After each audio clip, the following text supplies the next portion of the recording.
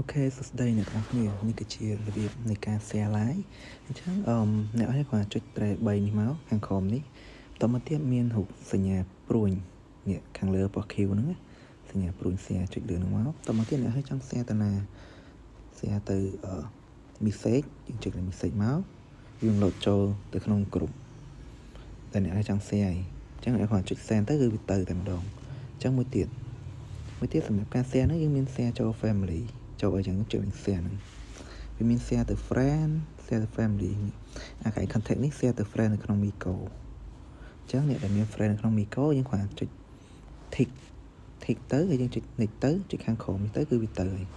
អញ្ចឹងខ្ញុំអត់ share ហើយខ្ញុំបើឧទាហរណ៍ឲ្យបងប្អូនមើលហើយមួយទៀតសម្រាប់ការ share ទៅក្នុង family group ឬក៏អីផ្សេងហ្នឹងចុច entry 3មកចុច share ហ្នឹងមកវាមាន group family អញ្ចឹងណាអញ្ចឹងមានគ្រប់ខាងលើនេះគ្រប់ chat ខាងលើនេះគ្រប់ chat family របស់យើងអញ្ចឹងណាយើងគាត់ tick ទៅយើងចុច